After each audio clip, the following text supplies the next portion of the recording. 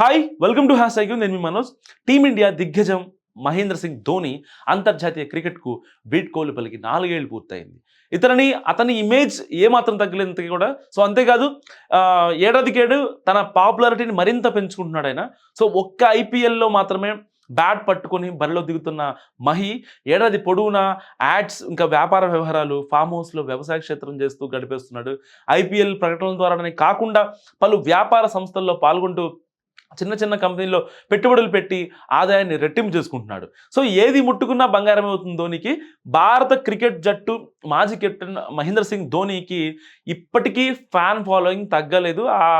ఆ cult fan base అలాగే ఉంది. సో ధోనిని మైదానంలో చూడాలని అభిమానులు ఇప్పటికీ కోరుకుంటారంటే అతిశక్తి కాదు. ధోని ఇప్పుడు ఐపీఎల్లో మాత్రమే ఆడుతున్నాడు.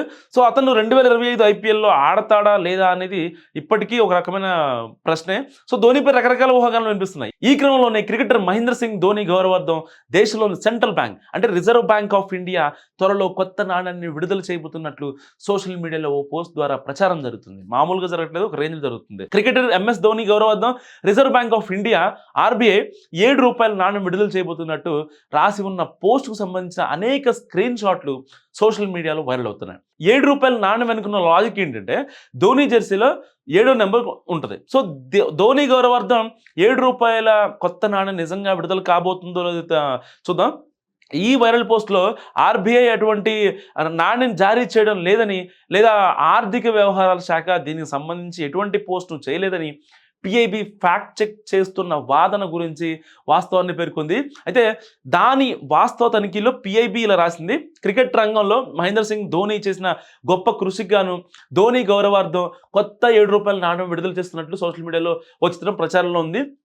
వాస్తవానికి దేశంలోని ఆర్థిక మంత్రిత్వ శాఖకు ఇటువంటి తప్పుదోవ పట్టించే దావా వేయబడుతున్నట్టు సమాచారం అందింది. దీని కారణంగా జనాల్లో తప్పుడు సమాచారం వైరల్ అవుతుంది.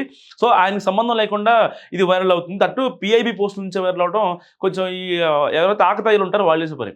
ఆర్థిక మంత్రిత్వ శాఖ ఈ విషయంలో వెంటనే చర్యలు చేపట్టింది. దీనికి సంబంధించిన తన సోషల్ మీడియా ప్లాట్ఫామ్లో ఒక క్లారిటీని పోస్ట్ చేసింది. ఈ పోస్ట్ పిఐబి ఫ్యాక్ట్ చెక్ ద్వారా మళ్ళీ పోస్ట్ చేసింది. సో దీని తర్వాత భారతీయ రిజర్వ్ బ్యాంక్ ఇంకా ఆర్థిక వ్యవహారాల శాఖ కొత్త నాణ్యం జారీకి సంబంధించిన ఎటువంటి ప్రకటన చేయలేదని స్పష్టమైంది.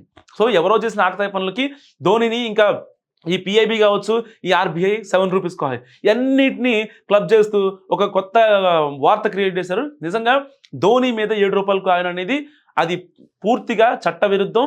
అసలు అది ఏం అంత ట్రాష్. సో ఈ వీడియో గురించి మీరేమనుకుంటారు? నా కామెంట్ రూపంలో తెలియజేయండి. చూస్తూనే ఉండండి హ్యాష్ ట్యాగ్.